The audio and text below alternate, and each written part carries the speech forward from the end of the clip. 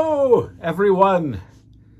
Welcome to a new video from a clip from the 80s. It has been many moons, and it was time. It was time to do something new. I'm going to give you a little update of what's going on, but also this is a rare occasion, folks. This is a haul video, and I don't do a lot of those. Certainly recently, the last couple of years, I would say. And I have a variety of things that were procured and given to me, gifted, if you will. First of all, thank you to all the subscribers. Thanks for the people who are still sticking around, even though there's, it's few and far between as far as new content is concerned. The live shows, they can be iffy. Sometimes they're great and it's really active, and there's questions galore and it's a nonstop talking. And then there's other times where it's like pretty dead. And so it can be a crapshoot, and that's really why there hasn't been a lot of live shows recently, is just because it's like, even if I post that there is going to be a live show, it can be a real drag. So, if you want to keep doing live shows, just let me know, and if you'll come on by, and if you'll participate, and we can get a good conversation going of Q&As or all of that stuff. Yeah. I'm sure we'll do more if it's themed, and maybe we can get some people involved. But anyway, I have been, since I would say the end of January, I have been in pre-production for my new film that we are shooting in July. I have talked about this in some of the live shows, and unfortunately I can't talk about what the movie is just yet, because the executive producer wants to keep it like a surprise or a secret until closer to shoot, or while we're shooting, I guess, maybe, or right after we're shooting. I have no idea. We'll see what he says, but I know as of right now he doesn't want us to talk about it. I was allowed to talk about who's in the film. So if you go to my Instagram, which is Warlock Home Video, or if you go to the Facebook pages, which is Warlock Home Video Network on Facebook, or my page, Christopher J. Seaver, I have posted the cast list of who's in the film. It's a horror comedy, and it's good to be back doing that after so long. We did shoot a pilot for Wellsville Nights last year, and we are going to kickstart the rest of the season. 8 episodes, the first season. We're hoping to raise enough money to shoot the next 7 episodes. And we will be showing that first episode to backers who contribute, and so on and so forth, and people who are sort of in that 80s and early 90s nostalgia community online. I'll be putting a wide swath private post to those people to see if they would want to jump on board and promote the show as well. So that's still happening, but all of my attention for the most part has been writing and pre-producing this new movie. Clint Kelly and Josh Swire have helped contribute with some of the story elements of the film, but I've been writing right along. I've been rewriting stuff. I've been doubting things. I've been just the regular stress and self-doubt that a creative has when putting together these things. I've been making movies now for 32 years. I think this is probably the 64th or 65th feature, and I haven't shot a feature since 2016. Regardless of shooting, we did a short in 2019, and we shot the pilot for Wellsville Nights last year. But this is like coming back, shooting a brand new feature, shooting for a company that I have not worked for since 2010. So it was great to come together again with J.R. Bookwalter and Tempe Entertainment / makeflix.com. And,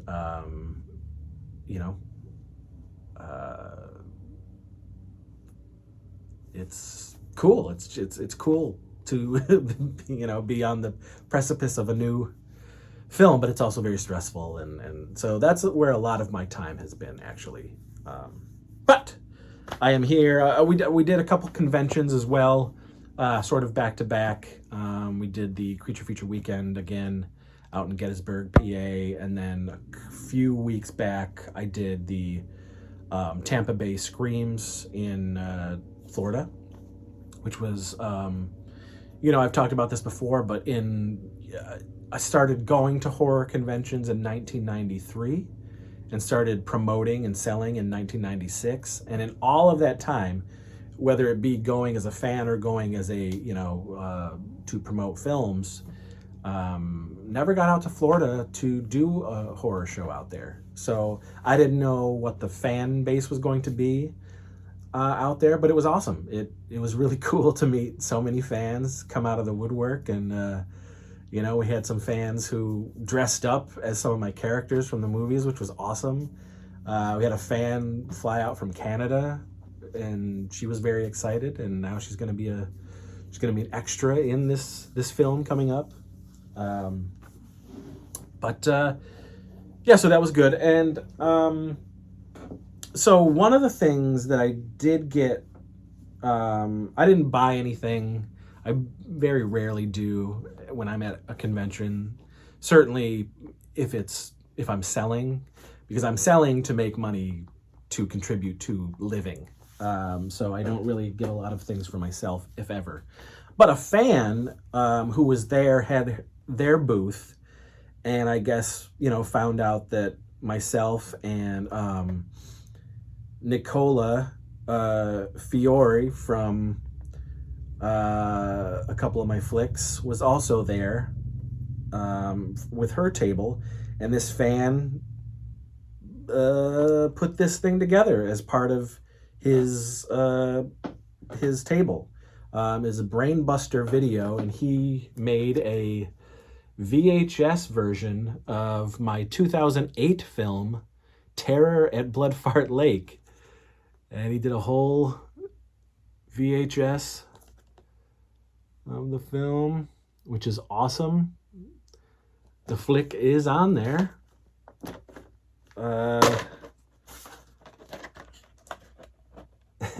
Which is really cool. It was very awesome. We got to sign some of these for people, which was cool, and for him, of course. And it was so awesome, So thank you, Brainbuster Video. Check them out on your social medias. And then in that vein, as far as a fan or somebody who knows our work from online or whatnot, this guy, his name is Mike, and he primarily is a fan of this channel, Crap from the 80s. And he's a musician as well. Dynamike, I think, is his handle. But he gifted me this, and I've looked at these before. I've seen this guy on Instagram, and then of course similar items like this. But because Mike knew I'm a big horror fan and I love this movie, he gifted me this Night of the Creeps creep from the film. And there's the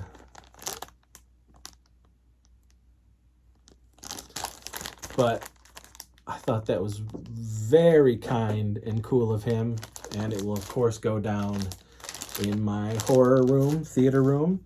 And this was the card that he made for me. There we go. Dynamite Tiger is his musician handle. And it says, to Chris, thank you so much for continuing to thrill us for all these years.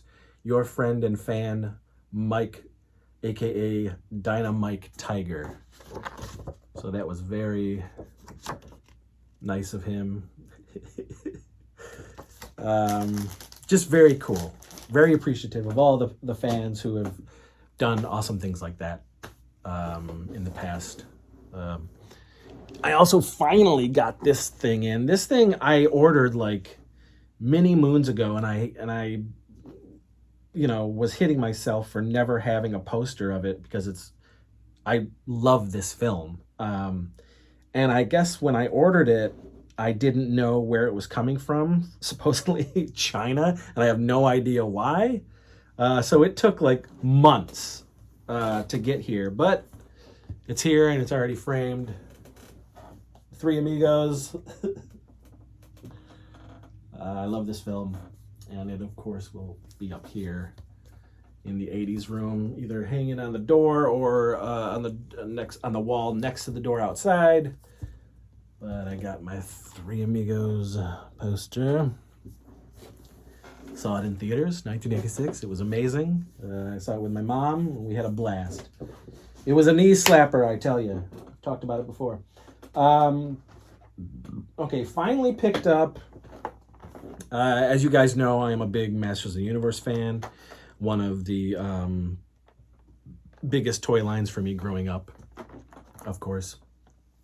And I've been getting the Origins figures, regardless if I have the originals as well, which I do have a lot of the originals, right?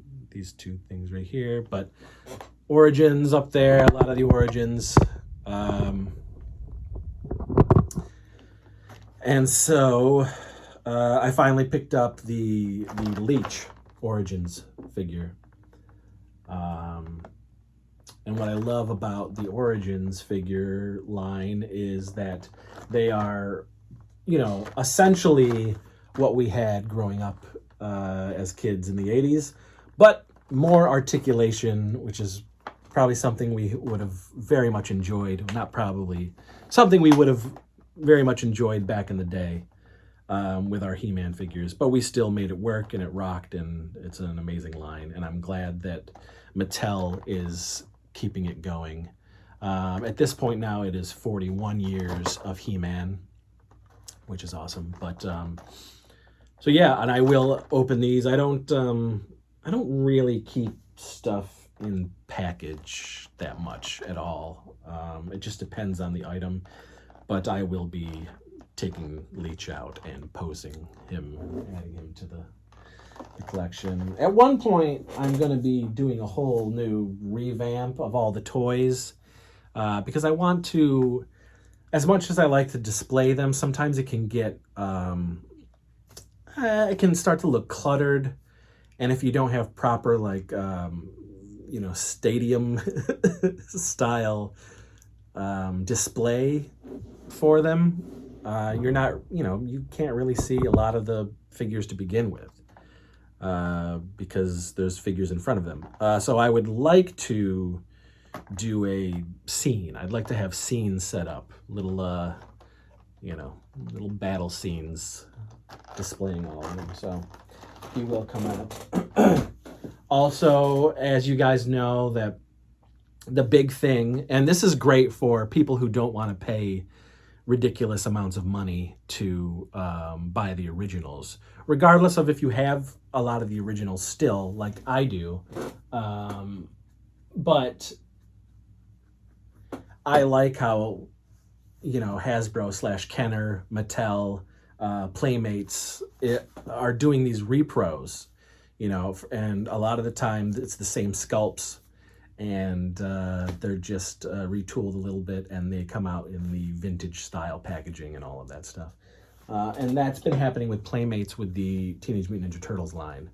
And so, yes, I did collect the Turtles toys from 88 till about 91, I would say. I think maybe even, yeah, probably 91. I was 14 at the time, and while I wasn't so much playing with toys anymore, I definitely was like collecting to display at that point. And I did have a lot of the weird guys, but after a while, they just got so weird, and I stopped collecting them. So I'm just getting the first few lines again, repros of them, and specific figures that I really liked. And it's awesome that they're coming out. And again, I will be opening these, and instead of paying, $20, $25, $30 sometimes just for the weapons included with the original figures, I can just get these repros for $10. So Leatherhead, I picked up.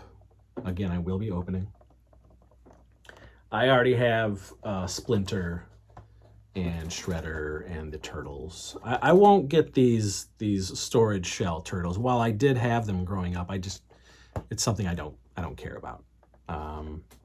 So I gotta find Krang, and I gotta find a Foot Soldier, and I gotta find Bebop, because I did pick up. Look at that.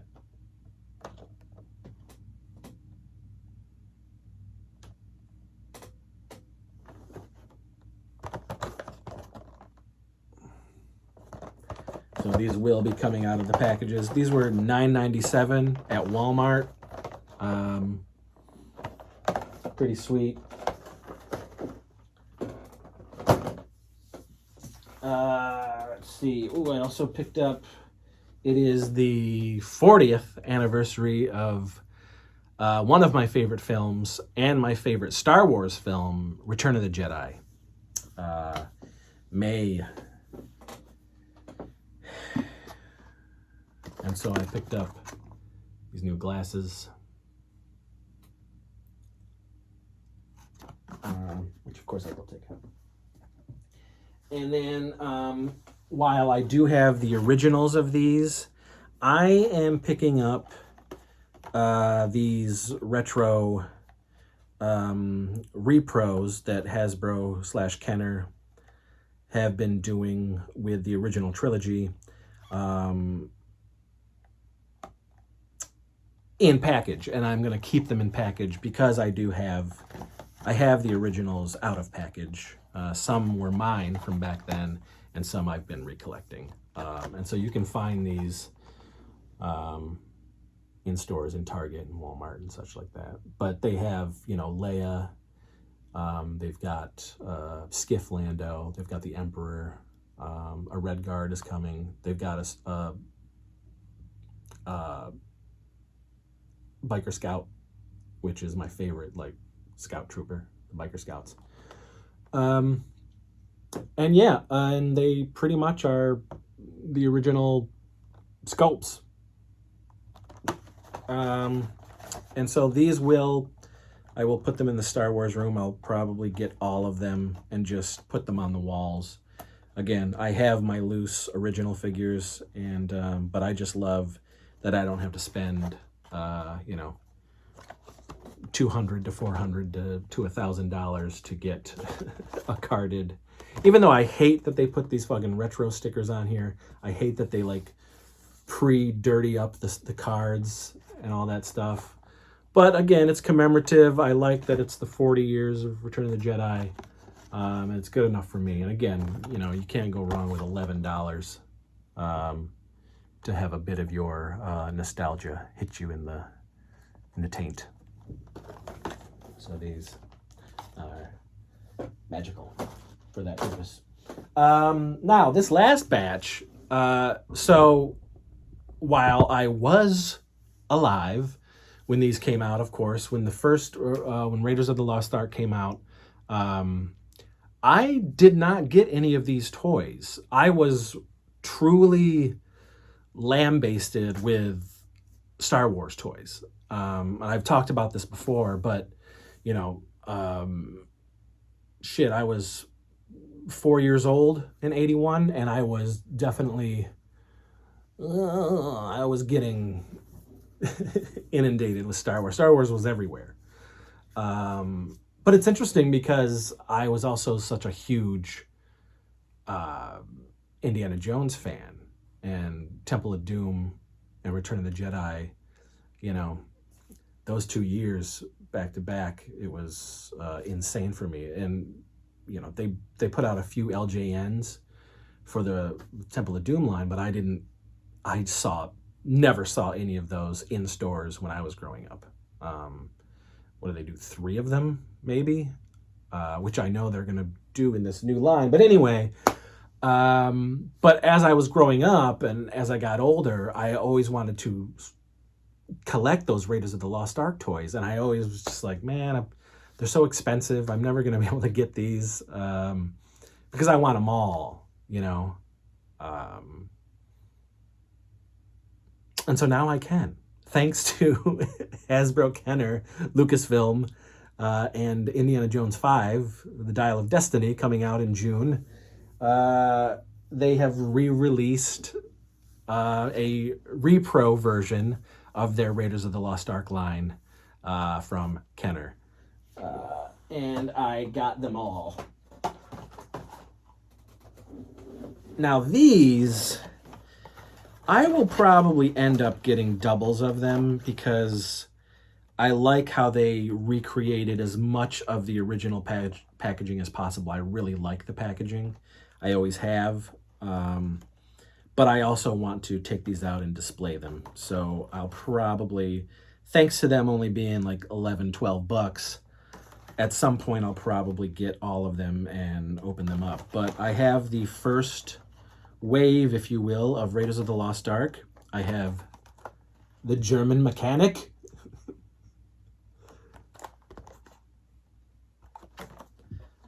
Belloc.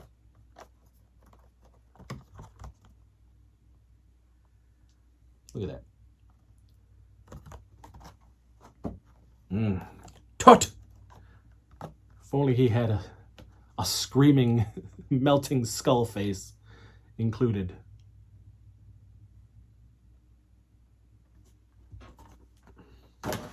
Marion Ravenwood.